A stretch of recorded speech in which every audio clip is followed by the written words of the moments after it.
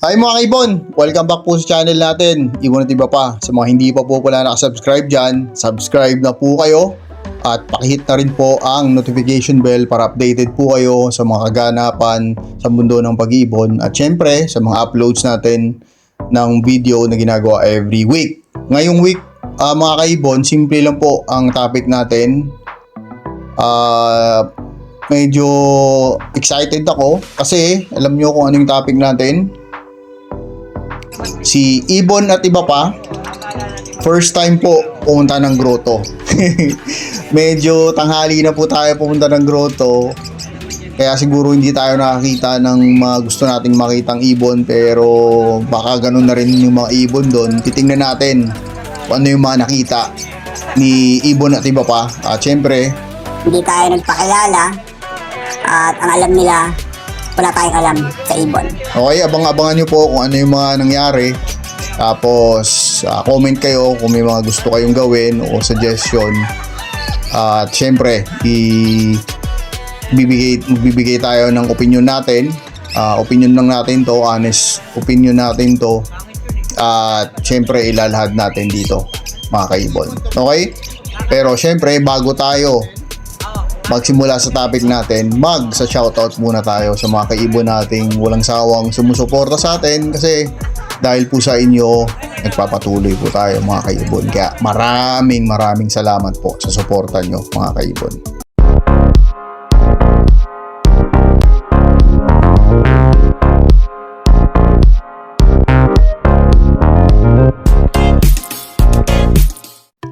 Okay, ngayon syempre mag-shoutout tayo sa mga kaibon nating walang sawang sumusuporta sa channel natin. Gaya ng sinabi ko parati na nagpapasalamat po kami sa inyo kasi dahil po sa inyo nagpapatuloy po tayo mga kaibon. Okay, magsisimula po tayo. Shoutout kay kaibon Angelo Villena, kay kaibon Mac Jones Basco, Emmanuel Tabradillo, kay John Kenneth Babiano, kay KJ Mini Avery ng Samar, Mag-iibon ng C3 Road ng South Caloocan, kay kaibon Rick Ordonio, kay kaibon Jose Caparoso, kay kaibon Ashley Mini Avery ng Santo Tomas, Batangas. Uy, sana makabalik sa Batangas ulit. Kay kaibon Noisy Avery ng Pasig, kay kaibon Jao Rivera Avery ng Bamban Tarlac, Bamban Dapdap Bird Keepers, buhay po ang grupo nyo.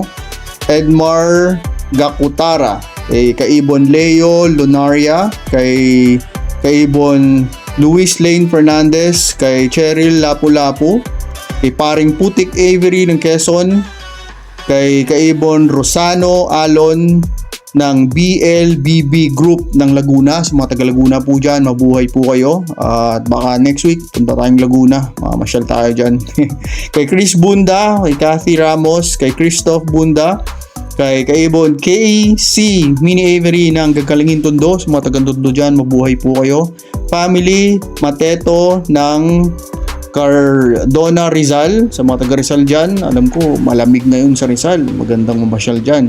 Kay kaibon Wilfredo Macaspac Jr., Dambulados Avery, Angeles Mini Avery ng Pangasinan. Sa mga taga Pangasinan dyan, mabuhay po kayo. Wilfredo Avery, JJ Santos Avery ng Tondo, kay kaibon Yova Yadi, kay kaibon Jeff Kuramba Avery, kay kaibon Presi Galang, at kay kaibon Danilo Galang Jr. ng Tarlac. Maraming salamat po at mabuhay po kayo mga kaibon. Okay mga kaibon, syempre ngayon pag-uusapan na natin yung topic natin na si Ibon at iba pa first time pumunta ng grotto. At syempre hindi nila alam na may alam tayo sa pag-iibon. Ang alam nila, wala tayong alam. Magtatanong tayo sa mga ibon at titingnan natin kung ano yung totoong kalagayan ng mga ibon doon. Magbibigay tayo ng honest review. Okay mga kaibon? At by the way pala mga kaibon, bago tayo magsimula, mayroon na tayong TikTok account. Nagtry lang tayo magsimula gumawa ng TikTok account. Ang link po ilalagay natin sa description. At humihingi rin po kami sa inyo ng suporta. Ngayon pa lang po mga kaibon, nagpapasalamat na po kami in advance sa pag-follow, pag-like at pag-share din sa TikTok account natin mga kaibon. At excited kami, titingnan lang natin kung ano yung ang mangyayari sa TikTok, kasi doon po tayo actually maglalagay ng mga pangbenta natin. Kasi sa TikTok pwede ka maglagay for sale, hindi po tinatanggal ni TikTok yon. Di katulad ni Facebook, ni Meta, na pag naglagay ka ng for sale, automatically po babaklasin yon, tatanggalin, i-restrict pa yung account nyo mga kaibon. Kaya nagpapasalamat kami in advance sa inyo mga kaibon sa pag-follow at pag-like and share din sa videos natin sa TikTok mga kaibon. Dan 1 kid. 200 isa. Dito, sa puti. 250.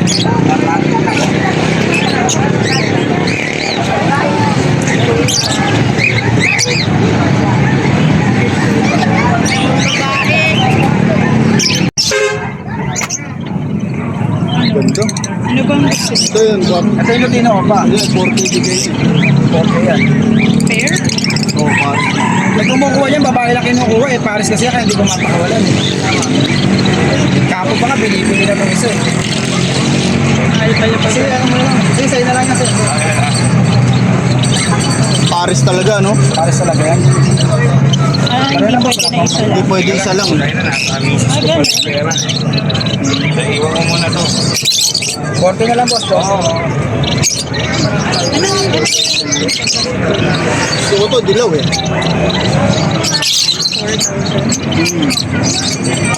Kailangan ba ng pail palo? May pail palo kami. Hindi, okay lang po. Ha? 40 lang. Kapag mga muna yung ngasik na naman, no? Pero ano pa kaya pa niya dito? 700 na lang po. Ito, 500 dito. Ito, hindi po lamatay. Ano na Wala ito. Hindi pa pare. Ay, pare. Oh, ito boss oh. 1.5 lang yan. Hanggang 1.4 pare. Siyempre, ito yung gusto ko eh. Pag pula, Wala ka bang 40 lang boss? wala eh.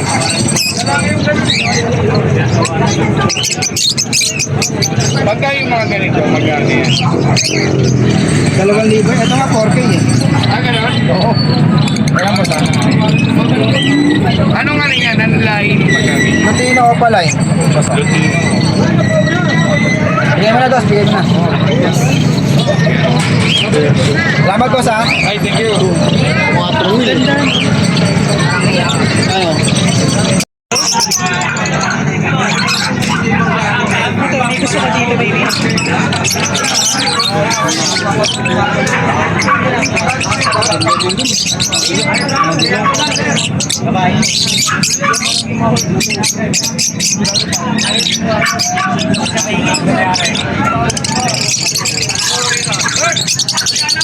Ganda rin po.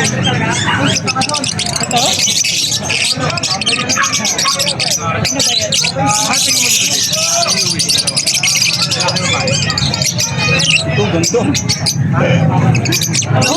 Ang cute. Magkano ganito, pare ko? Anong ibon to? Ganda, no? Ganda, ang ganda nga. Ang ganda ng... Matipid sa pagkain to. Ang liit eh. Cute, no? Ang ganda. Ganon. Ganda, no? Bili natin. Ganda, oh. Nakitan ako. Oo nga, nakita niya rin ako. Gano'ng kalalaki mga anak nito?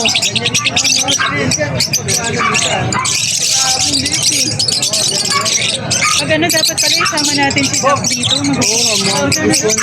Gano'ng 2,000, no? Fair na ba yan? Pares na ba ito, pre?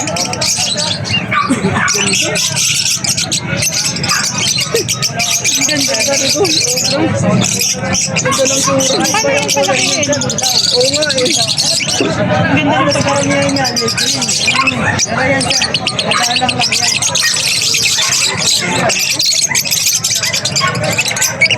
Lalagyan pa kaya ako. Dapat may neck box Ang ganda. Ayan, buntis siya. 1.5 na lang. 1.8. Pares na ba to? Kay Elias, dalawa. Ito na to? Real back. Ago breed. Magkano ganyan? 500. 800 dyan. Lalabas kasi yan ng Hagoromo sir eh. Oh, agulay niyan. Agulay. Dito sir, 300. Para kids. Mga normal lang. Normal. Ito kasi agulay. Pag nakajapak ka dyan sir ng real back, ng Hagoromo, 1,000 pinakamababa. 2,000 na. Parang bulaklak. Oo nga, yun gusto ko. Ito, ganito. Nakita ko rin yun eh. Lahin yan. Dito sa ulo, tapos dito sa Kasi hindi likod. naman, halimbawa back to back Hagoromo, hindi naman lahat ng anak Hagoromo, minsan ganyan ang nilalabas. Pero galing yan dun sa galing siya sa Hagoromo. Ganyan din siya kalal. Kaya Kaliit. may possible pag nagpares yan, mag-aanak ng Hagoromo yan. Kasi galing sa dun. Bago pinagtawa ko kaya 1.5 na lang. Gusto kasi ako mag-ibon eh. Albino. Nesting na to eh. So, kasi pwede yung ibenta dito sa amin para hindi na kayo maya magtinda. Tinda lang ang Ah, nagbibili pala kayo? Nagbabayan din kami.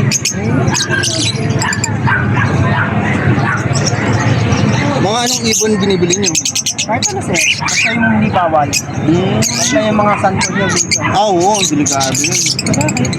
Bawal yun. May nahuli nga, taga Malabon, kakilala ko. Ito lang nakaraan tayo. Na-confiscate? BCC, screen check ko nyo. Ah, walang papel. Walang papel. Walang papel. Maaari sa online. Maaari kayo mamangos na madali. Delikado yun. Maaari Mga elves to, hindi naman yun. Ito wala. Bawal pala yun? May bago akong kaibigan eh. Ngayon mga kaibon, magbibigay na tayo ng feedback natin kung ano yung na-observe natin, especially na sa mga ibon doon sa grotto. Actually late na tayo pumunta doon, kaya siguro hindi ko alam kung yun na talaga yung nagbebenta doon o umuwi na yung iba, pero feeling ko yun din yun eh. Yun na yun yung mga nagbebenta doon mga kaibon. Ang una nating tinanong doon, yung hand feed, di ba kung napansin nyo, ang benta lang nila is 200, tapos sa puti daw, sa white bull is 250. Yung hand feed na yon, normal lang ng mga ibon yon. Hindi ko na rin natanong kung sanay na sa syringe yun. Feeling ko sanay na yon kasi binibenta na nga nila doon. Medyo ang kalagayan ng ibon, okay naman po. Okay naman po siya. Nakita ko okay naman po.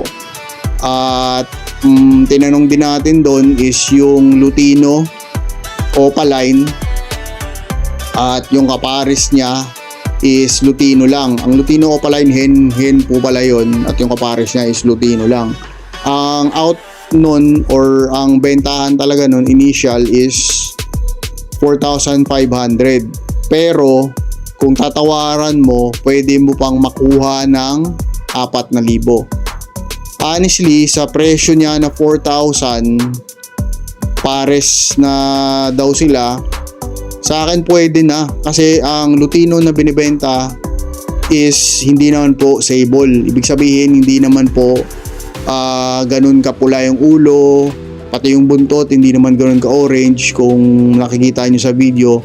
Ibig sabihin, kailangan nyo pang kilatisin yung ibon. Kailangan nyo patingnan yung buntot, kailangan nyo pang makita talaga para masabing yung opaline yung ibon. Hindi kagaya sa mga binibenta online o sa iba na kitang-kita na kagad kahit hindi mo na bulat-latin o kilatisin yung ibon, alam mo na kagad na opaline yung ibon kumpara doon.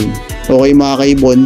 At sunod, may tinanong din tayo doon tungkol naman sa gold dyan. Actually, nagandahan lang tayo dun eh. Ako personally, gusto ko talagang bilhin yon para i-display lang din sa ibonan natin.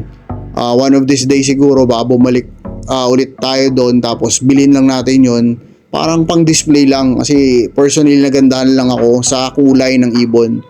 At isa pa, wala naman talaga akong alam sa industriyang yon kasi hindi ko alam naman talaga yung pricing nila. Actually, gusto ko lang magkaroon ng ganon kasi maganda lang sila tingnan. Yun lang sa akin, gusto ko lang maganda lang sila. Ang susunod, nagtanong tayo ng albino, back to back albino. yung out nila is 1,500.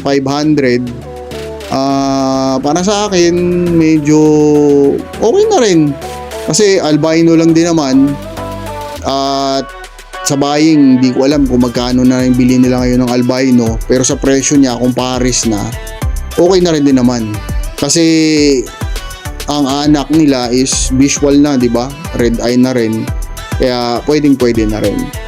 Unti lang yung mga ibon na tinanong natin mga kaibon doon, kasi yun po yung nakikita kong mabibili pa rin eh. Kung napapansin nyo yung mga Lutino Opaline, albino, yun pa rin yung mga mabibili sa market ngayon. At actually naghanap ako ng mga high mute kasi sabi na nila meron daw doon Danpalo, meron daw doon Par Blue Opa Dilute, ano pa, Aqua, Red Factor, Yellow Face, ano pa yung mga high mute na sinasabi nila na nandun na daw. Pero nung nag-ikot-ikot ako, actually wala akong nakita kahit isang high mute na nandun mga kaibon. Ito honest to mga kaibon kasi nandun talaga ako. Ang makikita ko doon is yung mga ibon lang na yung normal na mga ibon na typical na makikita mo. Nandun po sila mga kaibon. Siguro kasi pag nagdala sila ng mga high mutation din doon is baka mabugbog lang yung ibon, wala namang bibili, or hindi natin alam by that time wala na o nabili na, kasi sabi ko nga late na tayo din dumating. At may nakausap din tayo doon about sa mga ibon na pwede lang ibenta doon. Special mention yung Sun Conure, bawal pala doon pag wala talagang papel kasi hinuhuli. Pero mga Albs 2 walang problema mga kaibon, kasi wala namang huli doon mga kaibon. Kasi yung iba, yun yung kinakatakot. Ito nililinaw na natin na doon kahit wala namang papel o ano, basta pag nagbenta ka doon, basta Albs 2 lang, Albs 1 o Albs 2, wala pong problema, makakabenta ka po doon mga kaibon. Sa kabila actually nagtanong din kami doon, pero wala lang, di lang nasama sa video. Yung natanungan din namin doon yung mga pale follow naman, tsaka dilute naman. Ang Blue Opa Dilute, sa pagkakaalam ko, yung bintahan pa doon ungendered pa, nasa 2,500 to 3,000 plus pa, ganun pa yung bintahan doon. Tapos yung pale follow lang na walang kargang iba, back to back, light form, actually 1,500 to 2,000, ganun yung bintahan nila mga kaibon. Kaya ako sinasabi to mga kaibon, hindi para ibagsak yung presyo ng ibon, kasi sabi nila parating mga vlogger daw parating nagbabagsak. Ito po sinasabi natin para maging aware kayo mga kaibon. Kung bibili kayo ng ibon na ganung presyo, di ba? Kung dadagdag na lang kayo onte, quality na ibon pa. Kaya sinasabi ko sa inyo, nasa sa inyo na po yun mga kaibon. Kung doon kayo bibili o sa breeder kayo bibili, nasa sa inyo na po yun mga kaibon. Pero sa atin, gaya ng sinasabi ko parating, nilalatag lang natin dito, patas lang tayo, both side, magpabenta man doon sa grotto o nagbebenta man doon sa grotto o mga breeder, kahit saan po kayo bumili, okay naman po tayo doon, nilalatag lang natin. Pero yun nga po, nakita nyo naman yung mga ibon doon at mga ibon ng breeder, nasa sa inyo na po yun mga kaibon. Okay? Kung may mga gusto pa kayong i-add mga kaibon o itanong na hindi nyo nakita sa video mga kaibon, comment down below nyo lang mga kaibon, try natin sasagutin. Try natin sagutin mga kaibon. Okay? At sana nag-enjoy kayo sa munting video natin this week mga kaibon. God bless po sa lahat ng mag-ibon. God bless sa pamilya nyo. God bless po sa lahat ng minamahal nyo sa buhay. Ibon at iba pa po. Maraming salamat po mga kaibon.